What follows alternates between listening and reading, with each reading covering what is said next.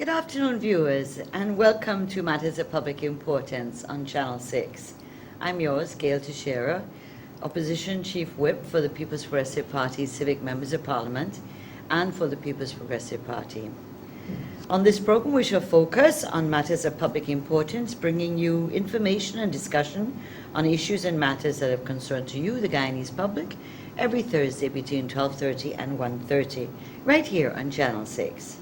Before we get into the meat of the program, let me, as always, remind you of the numbers that will be available to you to make calls, to call into the program, 225-0010 and 225-0008, and we'll do that around 1 o'clock. And as always, I always remind you that the Office of the Leader of the Opposition Office at 304 Church Street between New Garden and Peter Rose, just opposite the Georgetown Cricket Club, that office is open, we're up and running, and people are coming in to see us, and you are too welcome. If you have issues you wish to raise with the office and members of Parliament, issues that concern you, including representational matters that you need guidance or help on. And certainly yesterday was a busy day with the vendors coming in from Border, from the group that got removed on Rob Street. And so we're busy, and we're happy to have you. We have members of Parliament there at different times during the week, between Monday and Saturday, and we're open from 9 to about 5:30, and on Saturdays from 9 until about 2. And so we also have, from time to time, former Prime Minister Sam Hinds comes in and assists, as well as former head of the Presidential Secretariat, Dr. Luncheon, who I know many of you like to see, is there from Monday to Thursday generally. So please, you're welcome, and we're there to help and to work on behalf of everyone, whether they voted for the People's Progressive Party Civic or APNU AFC, doesn't matter. We're here to serve the people of our country. And just a reminder about the Freedom Radio Anti-Discrimination Committee and the hotline that was set up, 225-1479, that you can call in to make representation on issues based on discrimination. As a follow-up to my comments in the previous programs, including last week about the lack of consultation, I spoke of the Save the Walter Roth Museum petition, which Member of Parliament Dr. Frank Anthony and myself, as former Ministers of Culture, Youth and Sport, started online. And in addition, we were supported by the call of the chairman of the National Tushars Council and the Tushars 2 weeks ago at the National Tushars Conference to the Minister of Education, Dr. Rupert Roopmarine, to stop the removal of the museum. The minister said 2 weeks ago that he would ask the President Granger, to put on hold the removal of the museum in order to allow him to consult with the Amerindian leaders and anthropological experts and so forth. Well, 2 weeks have gone by and we are still waiting. The museum status is still in limbo. I'm not aware of any consultations with the Amerindian leaders or with the National Tushars Council. And a little birdie told me he met with 2 Guyanese anthropologists a week ago and made the same promise that he would ask the President to give him more time to consult before removing the museum. Well, 2 weeks to ask the President, that seems to be quite a long time, especially if you are the leader of a party that is part of the coalition, and also you are a cabinet member. I don't understand that. Having been a cabinet member myself, I know that ministers have had easy access to the President 24/7 throughout the period I was there. 3 weeks ago, I exposed the 16 scandals and scams within the 15 months of the APNU-AFC coalition government. On average, as I said, 1 per month. In August alone, there's been 4. The drug bond, Hagsbosch settlement with BK International for $1.17 billion, and fuel licenses given to the chief executive officer of the Guyana Water Inc. In a period of time that's unthinkable. In 3 months they got their license, which usually takes several years. And the Ministry of Agriculture is spending approximately $200 million without going to tender. These are all scandals, and they're very serious. Well, they're also making other serious mistakes with appointments. Dr. Blackman, who was appointed head of the Public Hospital Board, chairman, was charged for trafficking in Oxycontin which is a narcotic drug, and is now sentenced. Mr. Shamir Ali appointed to ambassador to Switzerland, and then with no explanation appointed to Kuwait as ambassador for Guyana. However, he was charged and found guilty of fraud with financial records of the company where he was the financial controller. We also have the case of Mr. Goring, charged and convicted of drug trafficking in the United States, and becomes a partner with the chief executive officer of the Guyana Water Inc. in this company they set up to import fuel, and of course then becomes the debt collection manager of GWI with no qualifications except a secondary education. So we appreciate the fact that the board investigated the matter, GWI board, that is GWI board, and have removed him for being unqualified. However, in the article that appeared in the Kayachur News with regarding Mr. Ali, Shamir Ali, the Kayachur News appeared they wrote that this wasn't the first time this had happened, and in fact wrongly implicated former Ambassador Sash Shaw. Kayachur News is terribly wrong. Saturday Shaw was appointed in 1993 as Guyana's ambassador to Venezuela. He served in the post for 3 years and was awarded that country's second highest order, the Order of Francisco de Miranda, which is first class, upon completion of his tenure. So he spent from 1993 to 1996. In 1996, he was recalled to Guyana by the late president, Dr. Chetty Jagan, to serve as a minister within the Ministry of Agriculture. He became a minister of forestries, crops and livestock with a responsibility for forestry, and was later named the acting minister of agriculture, the designation which he held up to the time of his death. And we recall that he was assassinated in April 2005 along with his brother and his sister. So we just want Kayachur News to correct that, and the public to know that what was written in Kayachur News, that he was a felon, and that the request for him to be appointed as ambassador to Venezuela was rejected by Venezuela. That is totally untrue. He served there for 3 years with distinction. But let's continue to focus on the issue of lack of consultation, because the foundation of democracy is the involvement of the people. Article 13 of our Constitution talks about involvement and participation of our people in the decision-making of their country, in particular with regards to issues that affect them and impact on them. And so one of the foundations of the democracy in Guyana is this idea of consultation, of inclusivity. The foundation is inclusivity. How do you involve people in the decisions that elected bodies may or may not wish to make, including private companies from time to time, that impact on your daily lives? And how are you facilitated? By public forum, by consultations, by informational programs, educational programs, going to bottom house meeting, going to schools and meeting with people. This is how people become more knowledgeable and have a stake in what's going on.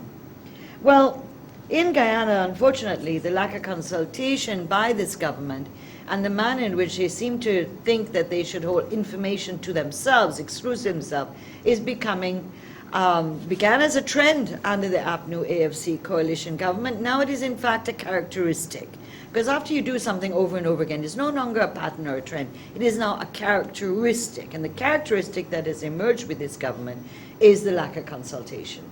And also, as I said, lack of information. You find things out by mistake or by a fluke. And so when we went to Parliament and exposed what went on August 8th with the request for supplementary finances to do with the drug bond, I don't think they believed that we would have asked those kind of questions. They just wanted to push it through, and anyway, it didn't matter what we asked, they would pass it anyway. They're the majority. So, but let's look at some recent examples of the lack of consultation on issues that impact on people's daily lives. So this is not the big mega issues of the president pledging 2 million hectares of land to climate change and at the United Nations when he signed the COP21 with no consultation with the people. We knew nothing about it until the report came out after he signed the COP21 at the UN. Nobody knew about this, and so we're not dealing with those kind of issues. We're dealing with the issues that affect people immediately and daily. And so the first one, of course, is the most recent, just 48 hours ago. The Georgetown mayor and town council are at it again. On Tuesday, unannounced, the town clerk went and moved the vendors on Robb Street between Alexander and Border Streets. Yesterday, a number of vendors converged on the office of the Leader of the Opposition and made their case clear. In fact, the press was called in, and this was yesterday during the day. And of course, the issue has to do with the fact that, one, it was unannounced, two, they weren't consulted, three, what were some of the issues that led, supposedly justified, according to the clerk, this movement?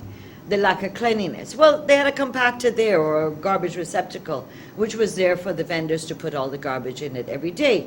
They moved it. It had to be moved because the contractor services were suspended because the city wasn't paying the garbage contractor.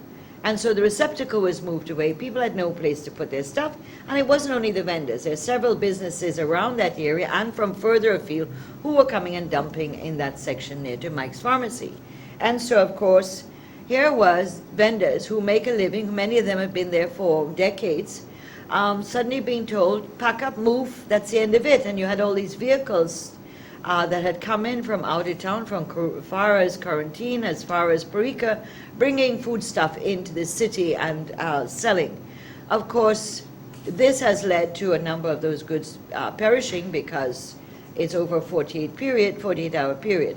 We put out a statement in support of the vendors and calling on the city council and the mayor and the town council, who seem to be the ones making these decisions without council, to rescind the decision, to immediately stop and allow the vendors to go back and put back the proper garbage collection arrangements so that the area would be clean. That's the responsibility of the city council, to collect the garbage. It is the responsibility of the vendors and everybody else to put their garbage in a particular place so it can be collected.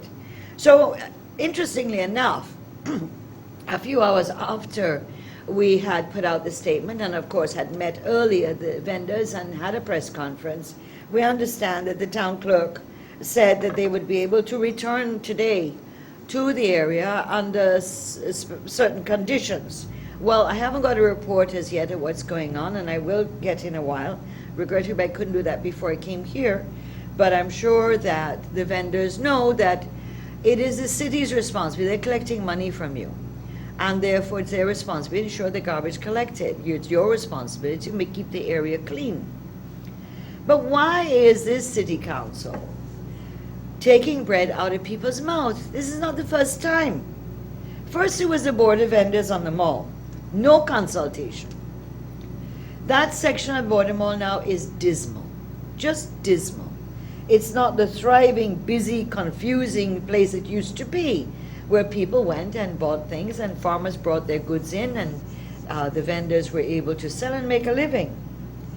So the area now is dismal, and they have these stalls that are tiny, and most of them are empty, or they're just a few people scattered around. And then, of course, they went and moved the vendors and the other people onto the other side, which used to be the kids used to play basketball court there. And they have the hairdressing and barbershops there, and there's nothing happening there either. And in fact, it's not a sanitary place for them to be having that activity. So, no consultation with the border mall vendors. Those are the ones on the mall. Then they moved the Kitty Market vendors to rebuild the market building. Good. Since December. 8 months later, the vendors are still waiting. They're in their temporary location. Nobody is telling them anything, but they're not blind, because they're seeing a building that's going up as Kitty Market, in which the top part of the building, the second floor, has been built before the bottom floor. And so you see the stilts of the bottom floor, but not the foundation. So here we are hearing all sorts of stories about old wood being used on the upper part, and we've also recognized, visited and recognized, that they haven't raised the foundation of the market. So it is still below the road, and therefore it will still flood, like in the past. So over $200 million being spent, and you're still going to get the same problem in that area and at that particular market. And the vendors there are waiting, as usual. Then the Stabroek Market vendors were moved from in front of the market and relocated. Again, no consultation. First, it was temporary for the Jubilee. Then they were told, they heard in the press, that the #1 person in this country said they're not going back to where they were before. And then they were told that this temporary place they would have to move from eventually. Of course, now in all the confusion, the person whose land they're on, which is now called Parliament View, ironically called Parliament View because they're looking at the back of the Parliament where all the ministers and MPs going to make decisions, but it is the City Council that is making these absurd decisions and hurting people as well as the government. And so they're in limbo. They're there until December, and of course December is the big shopping season that every vendor, every businessman, every restaurant, every hairdresser, everybody waits for Christmas to help bring in the money and to have a very busy and profitable Christmas. And of course they're told that they will have to move in December. Again, they're not sure where they're going to, what's going to happen, and the City Council has no idea now, what is months later, of what they're going to do with these people. Where are they going to put them? What are they trying to do? The vendors at Parliament View are complaining about business and conditions in their temporary place. All of this is shocking, uncaring, reckless, and irresponsible of this government and the City Council. And what makes it worse, the majority of the vendors in this country are women. A large percentage are single parents. And also you have the farmers who depend on them to bring down their produce for sale. And they have families to feed too. And they also have single parent farmers who are trying to make a living. Why is the mayor and city council of Georgetown determined to kill the lifeblood of this city? Why? You know, cities have a dynamism of their own, a distinct character that emerges from the people and activities that are created within that geographic area that is called the city. Some cities are known for their art and culture and music, and they have opera houses and museums and art galleries. Others are known for finance, like London is one of the financial capitals of this world. And so they're known for their banks and their financial institutions and so on. And that generates a lot of activity in the city. Some in the Caribbean depend on tourists and the cruise ships coming in to be able to energize their economies and energize their cities and create activities. Ours is a city that has a vibrant, a very special characteristic. It has a vibrant market life with all-night drive-through markets, which is really interesting, particularly that same strip with Robb Street. And we have fresh produce all the time. The banter and hustle and sometimes chaos of the voices and the traffic are all part of that vibrant market life of sections of Guyana and sections of Georgetown. These markets provide fresh produce, healthy produce to our people and provide a livelihood for thousands of people, from the farmers to the truckers to the loaders who load and offload the goods, to the vendors, to the consumers, to the city council who receive the fees that are paid for all these other activities, the trucks and the vendors and so on. And it goes full circle as all these people use the money to take care of their families, pay their bills, feed their children, and send them to school so that they can go shop to make purchases. This is the cycle of circulating money and creating economic activity and the origin, the essence of creating a thriving, bustling city. You know? But no. The mayor and city council seem hell-bent on sucking the lifeblood of this city like a vampire, or maybe I should say old Ike. Not just the market vendors, but the formal businesses too. Container taxes, increased taxes, and at the same time, money seems to be in short supply. So many businesses are cutting back on imports and purchases from other local producers and manufacturers. Someone said to me, like, they want to make this city like a sterile army camp. I don't know, but I hope to God not. And I hope that we as city dwellers and the people who work in the city and who love our city, even though it's confusing, even sometimes we get angry at the garbage and everything else. At the same time, it is our city, and it has a special quality that is different from other cities in the Caribbean region and around us.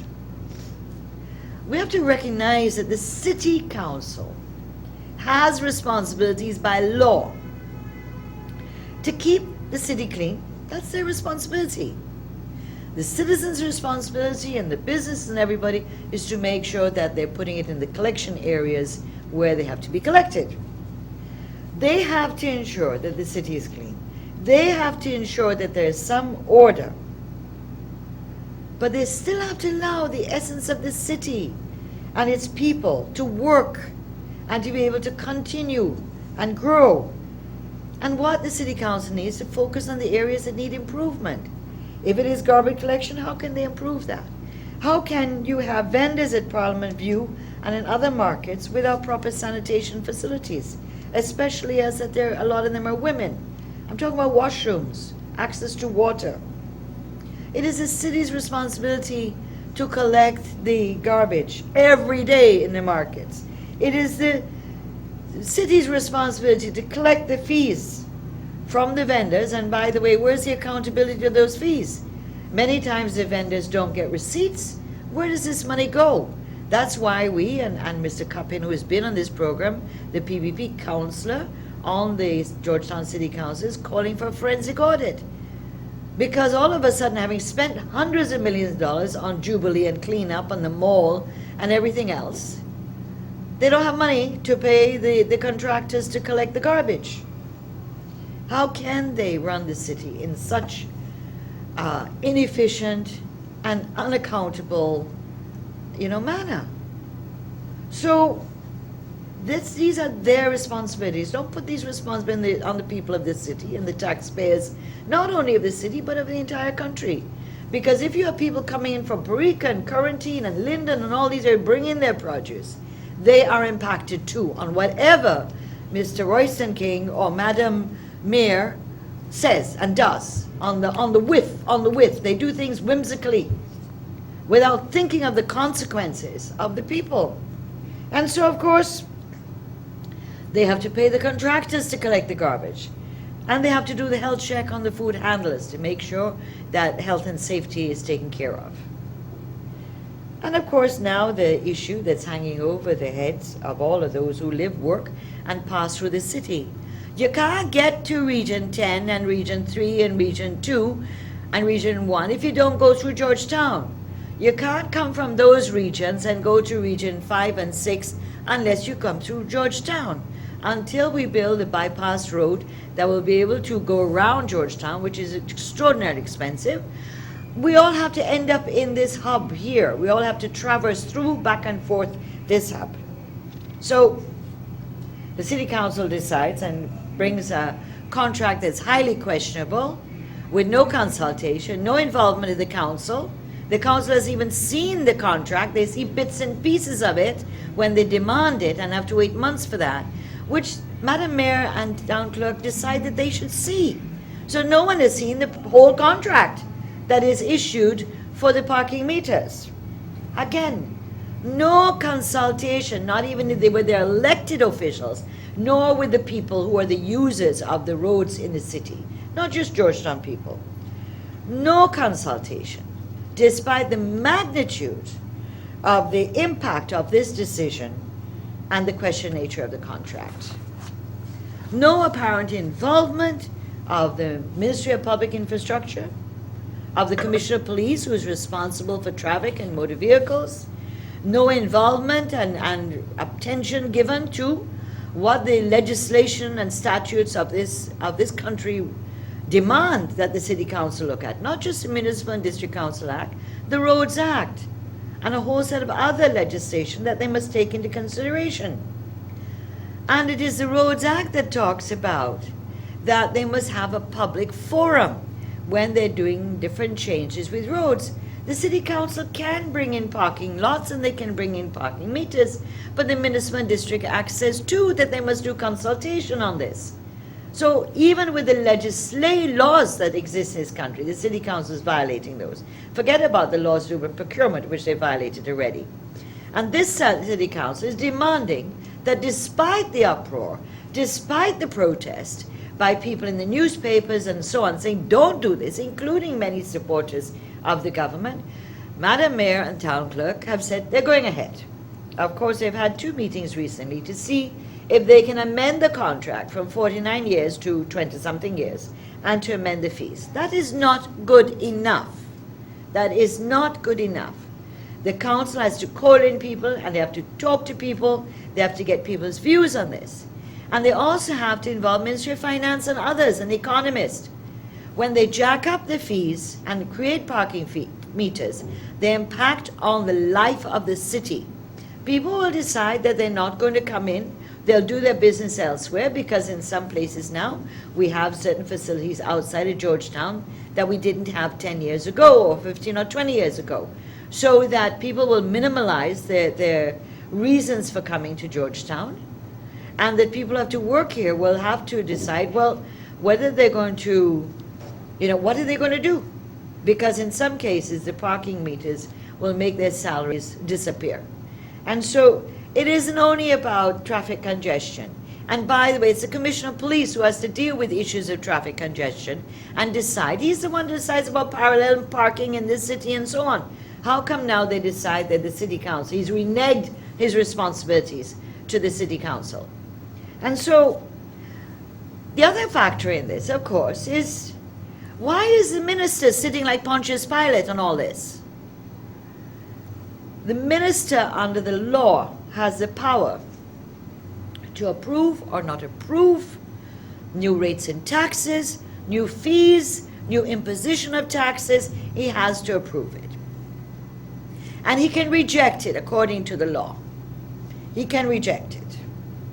Why is it that Minister Bulkan refuses to act to defend the taxpayers of this country, to defend the taxpayers in this city? Yet this gentleman has no problem, had no problem breaking the law, the same Municipal and District Council Act, and appointing all APNU mayor and deputy mayor and 5 chairman and vice chairman for the 6 tied NDCs, Mabaruma, Plaisance Industry, the 2 up at Quarantine, and the other one, the 3 up in Quarantine and West Coast Berbice. You had no problem breaking the law, because the law said very clearly these were tied LDCs, equal seats. They went to elect the chairman and vice chairman and the mayor and deputy mayor, and they could not break the deadlock. The law says the town clerk or the overseer must summon and set a date for the elections with the people in that NDC or municipality to elect who they want as chairman and vice chairman, or who they want as mayor and deputy mayor. GCOM is then alerted, and GCOM arranges the election. Mr. Minister suddenly doesn't see those parts of the law, but goes to the next section, which says that after the election, that is election of the plebiscite, the people, and the tie is still not broken, he can then appoint the minister, these persons. Well, he decides that he's the law unto Guyana, bigger than the Constitution and anything else in this country.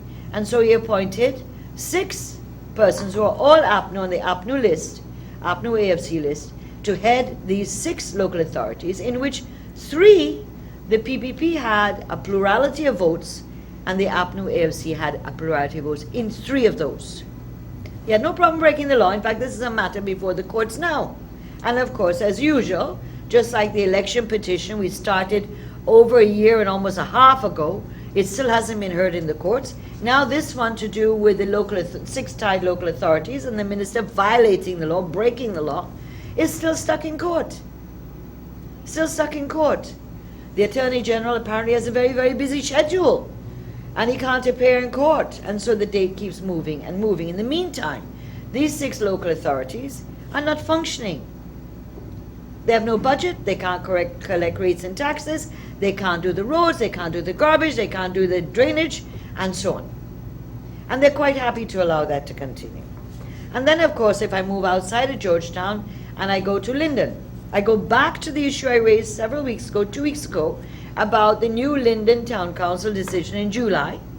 Nobody said a word. Linden Town Council did not consult with the people of Linden or the users, because if you want to pass through Linden to go to Region 9, right, and to go to Region 7 and 8, if you're going by road or whatever to Region 7 and 9, you got to pass through Linden, and vice versa, coming back up. Linden Town Council consults nobody, quietly makes this decision, sends it to the minister approves it, is then gazetted, and then we all know about it. And of course, again, these decisions impact on the cost of living of our people, just like the border, just like Kitty, just like Stabroek. These impact on the economy and the cost of living of our people. It drives up the cost of living for our people. Why? This is such insanity in terms of, the hurt to the people.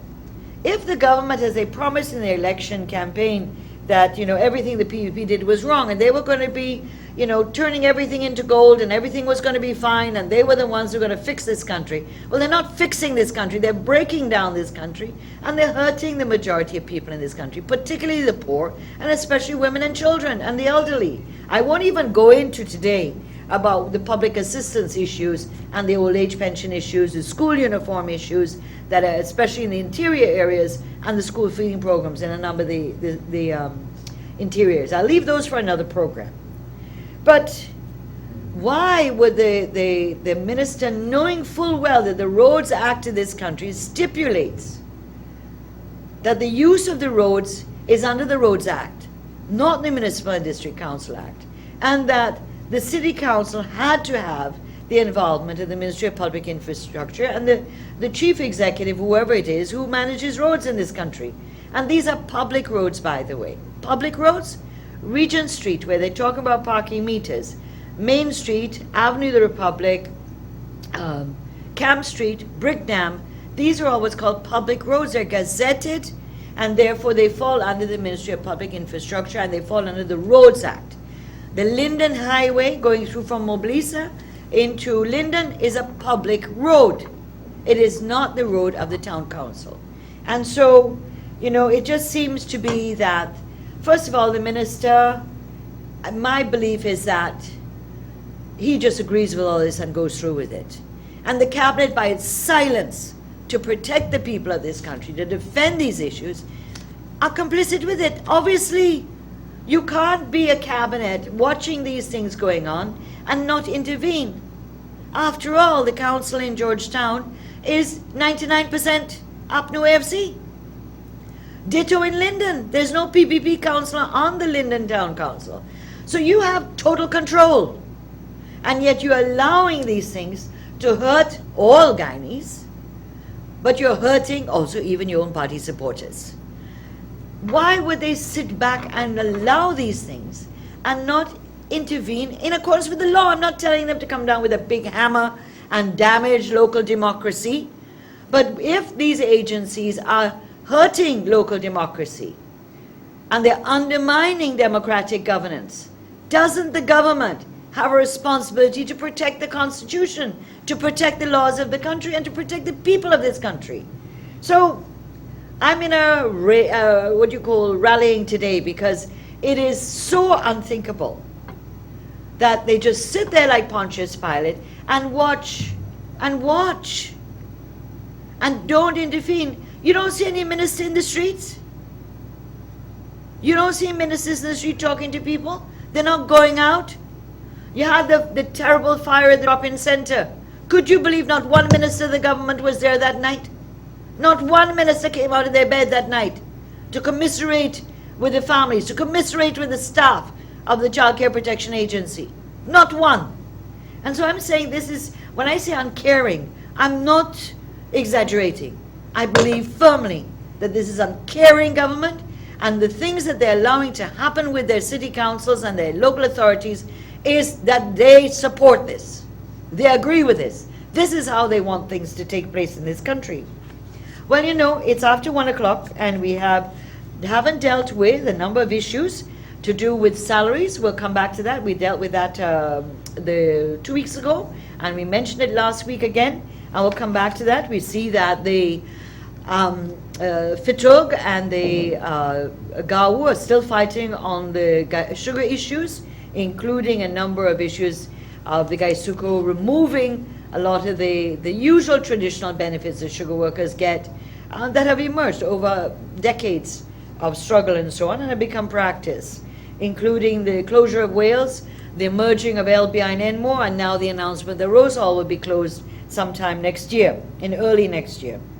But before I hand over to you, we'll just talk about the fact that why is it this government went from 2012 elections, 2011 elections, and fought on the Public Procurement Commission and made it seem as if the PPP was this terrible person. Well, I don't think they expected that in the Public Accounts Committee that we would have found agreement, because we were chairing the Public Accounts Committee as the opposition, and that we were able to lend support and to give them the 2/3 majority, which they never gave us.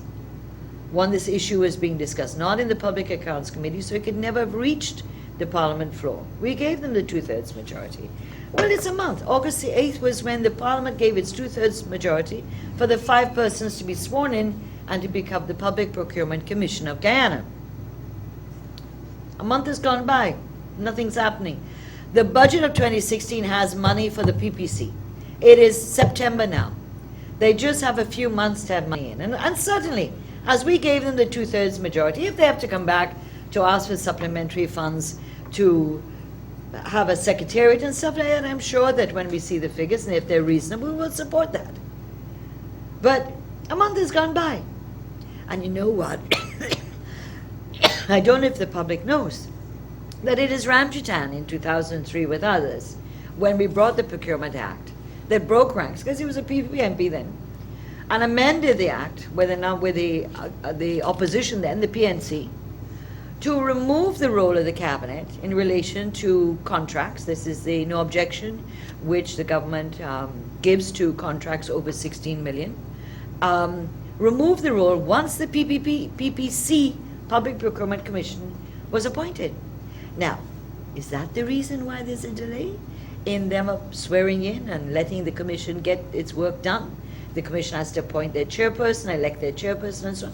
It's a month. They seem to be in no hurry. And so we have also the Local Government Commission. Big story that these were things that we didn't do.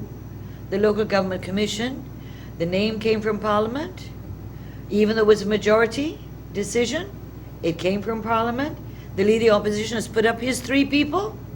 Not a word about who are the 3 appointees of the President in accordance with the law. Not one word of who is the person being appointed by the Minister Bulkan from the local authorities. So 4 are unnamed, 4 are named. And you know, the parliamentary committee had finished its work since April on this issue. It took in May, it went into the audit paper of Parliament, and it wasn't debated until August the 8th. They were in no hurry. And you know why? Because until the Local Government Commission is sworn in and so on, and there is money, there has been money put for the Local Government Commission in the 2016 budget, they can continue to appoint the town clerks and the overseers, because the Local Government Commission will then be the one responsible for hiring the staff for local government authorities. So I'm saying that's why they're not in any hurry. So in the meantime, REOs and town clerks and overseers are all being switched around. Just before, one last thing. A gentleman called me last week to talk about dialysis. He had called before and I'd promised to look into it. And I'm really sorry to tell you, sir, that I checked on the matter, the cost of dialysis and what services, what help the Ministry of Health could give you, and found out that the PPP policy, which used to give $300,000 an annum per year to assist dialysis patients, then the treatment was $8,000 per treatment, about 2 to 3 times a week. For 52 weeks, that's over $1 million. And so the government used to assist the patients with $300,000. We knew it didn't cover all the cost, and the clinics were all private clinics. But the government has removed that $300,000. And so dialysis patients can now get one treatment paid for by the ministry, and that's it. So we have checked on that, and we've also found that all the dialysis clinics, their fees have increased. Some of them were $8,000, some were $12,000. They've gone up in price as well. The only advice I can have, because We have made representation for other patients that need dialysis, and we've just got back each time from the Ministry of Health that they're just paying for one treatment. But I just have, if the person who called in was an NIS contributor and that he had this condition prior to retirement, if he is retired, then he can take his bills to NIS and they should be able to give him some support. It wouldn't be total, but I think they're required to give you a percentage of that back or reimburse you. But I'm so sorry, I couldn't help, sir, other than to share this information with you. And this is clear again that, you know, these measures that were made by the PPP government to help people out are being dismantled with no explanation, no public announcement, just quietly being done and secretively done. And that's when you have a problem, you then discover that the policies change. Okay, let's open the floor. Let's see. Good afternoon. Good afternoon. Hi, good afternoon. Hi, good afternoon. Welcome to Matters of Public Importance. I need the dialysis patient which call you. Yes. Yeah, right. The problem too, right? Yes. Is that I applied to NIS. Yes. Right? And NIS gives me an advance. Yes. On the 22nd of August, right? Yeah. But all the time before, I've been paying, right? Right. And when I go back into NIS now, like to claim the money which I normally been paying, you know, they're telling me, you know, come today, come tomorrow, you know, they have to query and query. You know what I'm saying, right? I know what you're going through. Right? I'm trying to get my pension, and it's taking like 8 months, 9 months, or whatever. Yeah, but the problem is that they must see that when they give me the advance, it's on the 2nd of August. Right. Right? Yes. And I'm claiming before then because it's 2 times a week. Yes. And the guy come today, come tomorrow, come today. I just come from there. They're telling me, come back tomorrow, come back. Money me getting no way. Could I suggest you, sir, that if you're able to, are you living in Georgetown? Yeah. Yeah. Could you go to Church Street? They obviously the opposition, 304 Church Street. The telephone number is 225 34. Right now. And Dr. Luncheon is usually there. I can't say he's there right now, but he usually is there Monday, Tuesday, Wednesdays, and he can meet with you and talk to you. But if there are any other MPs there or our admin officer, they would hear you. But I will go there right now. Right? But take your NIS paper with you and whatever papers, right? All right, All right. But I know the Luncheon will be there right now, not today. But he might be there tomorrow, Monday, Tuesday, Wednesday, okay? Yeah, all right. All right, thank you. Okay, bye-bye. Hi, good afternoon. Welcome to Matters of Public Importance. Hello? Hello? Hello? Good afternoon. Hi, good afternoon. Welcome to Matters of Public Importance. Hello? Yes, good afternoon. Are you hearing me? Yes, I hear you. Yes, go ahead. I call in from Falls. I need people that look at the smart children who are going to school. Right. In Moore and Larwood. In where? In Moore and Larwood. Children who are going to, we haven't about, but about 20 who are going to school. Okay. Okay, thank you very much. So thank you. I'll raise this. Yeah. Thank you. Yeah. Hello, good afternoon. Welcome to Matters of Public Importance. Good afternoon. Yes, good afternoon. With all the problems we have in Guyana, Right. we have 50 problems. The most important one what everybody should look after is this crime. Yeah, it's bad. The crime is more important than any other thing. It could be what a person do for living or what he's doing. He could pass away tomorrow by a bandit. Yes. Yes.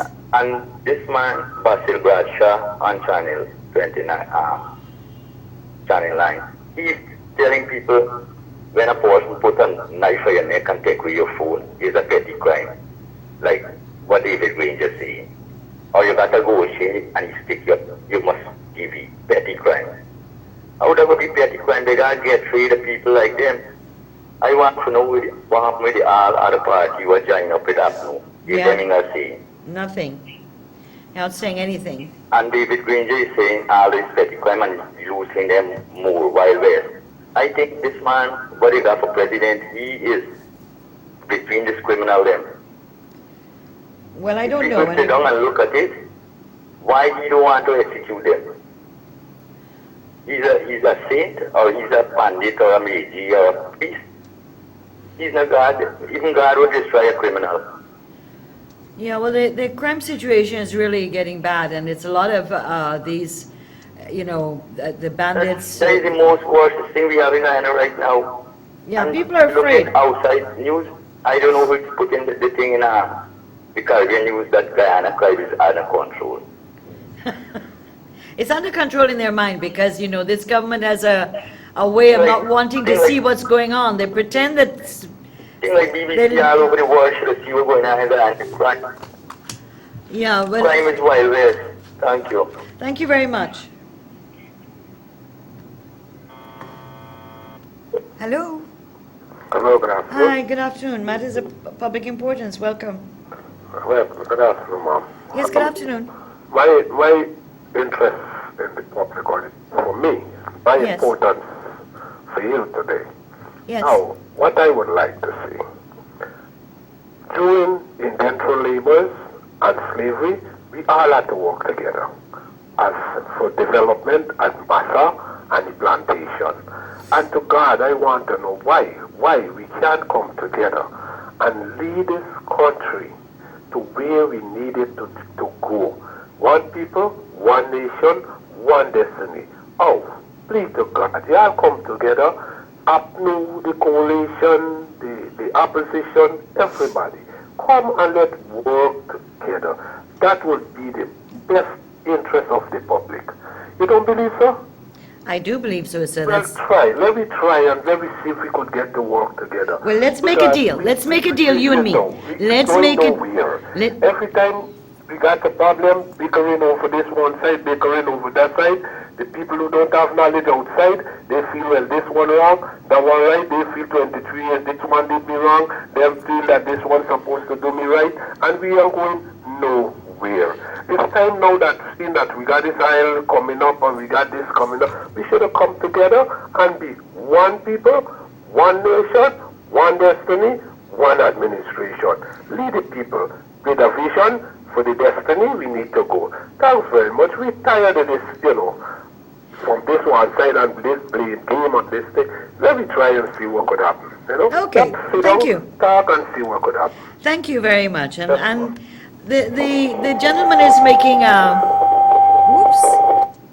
the gentleman is making an important point that we should work together, and that should be the ambition of every Guyanese, every local authority, every businessman, every member of parliament, and the government, the opposition. I agree. But what we're talking about in this program has to do with people's daily lives. This isn't about APNU, AFC, PPP. This is about the movement of vendors, the fact of the impact on the economy, the sugar workers, rice farmers, taxes, parking meters. This is not to do with, blame game. It's a reality. And I agree with the caller. We have to work towards that. And maybe the caller didn't hear that in Parliament when the Leader of Opposition, Dr. Barry Jagdeo, said when we entered on August 17, 2015, we're not going to be like the former opposition, which was obstructionist and refusing to allow the government to have money. And so they cut us budget by $90 billion. And we said we wouldn't do that. And we said we would prepare to work with the government for the national development of our country and what was in the best interest of our country. But we also said, when you harm our people, we will then respond. And so we have kept to our word. There's been no dialogue. In Parliament, there's no dialogue. The attempts to reach agreement in Parliament have all failed. The only thing after 15, 16 months was the passage of the PPC, Public Procurement Commission, by 2/3. So I agree with the caller. My heart pains that this is where we are as a country. But you know what? it is like the caller, like me, like you, that we have to say to the government that, stop hurting the people. And the PPP, whatever mistakes we make, we have to correct them. But you can't have a government in power where you're alienating people. And I will share with you in another program why so many people are feeling excluded from what's going on. It's almost as if they don't exist. We can't talk philosophy and our actions belie that. Our actions harm the efforts to reach unity. And so yes, we want national development. And we think that a number of the actions of this government are hurting our country. And we will speak out because that's democracy. It doesn't mean that the PPP has not committed, will not commit. It doesn't mean that, to work and protect our country. We have from the very beginning with Venezuela offered and given our support. We have been, whenever Minister Greenidge invites me, because I'm the PPP representative on that small committee that the minister has to do with the border issues with Venezuela. We haven't met since March, but it's okay. Anytime he calls, I drop everything and go. Because that's a commitment we made, that our national territory, our territorial sovereignty is supreme. We are prepared. If the government wants to work with us, we're prepared to work with them. But every time we bring things in Parliament, they smash it to bits. You talk about suicide? Is that not an issue that concerns every Guyanese? Why does it have to be politically charged? They defeated the motion. Suicide is not a problem. Drugs and medical shortages. We knew it was a problem months ago. We brought a motion. Defeat. It's not true. There are no drug shortages. So let me not go on. I think that the gentleman who called in, you're absolutely right. And somehow as Guyanese, we've got to find a solution to this issue. But just saying it isn't going to work it. Action speaks louder than words. That's what my mother used to tell me. And so that's how we judge each other on. And we have to try a way to overcome this. But we still have a right as a people to speak, to express ourselves. Everybody does. Every caller coming in here, every Guyanese. So, we've had an interesting program, and thank you for calling in. I really appreciate it. And for the gentleman with the dialysis, I hope you come in. If you have any problems, please feel free to call or to leave a message for me at the Office of the Leader Opposition. And also then we have our closing, in that we will be back next week, 12:30 to 1:30 as usual. And I wish you that you have a blessed week, that's a wonderful week, that you're all safe and sound and healthy, and particularly to the viewers who may like to imbibe and have their tups and have too many tups and drink too much alcohol or beer and drive, please, I beg you, don't do that. We want you to be alive. We don't even have 1 million people in this country. We want everyone to be able to live long and healthy lives. So please, don't drink and drive, and we will see you next Thursday, 12:30 to 1:30. Okay? Ta-ta. Bye-bye. Ciao.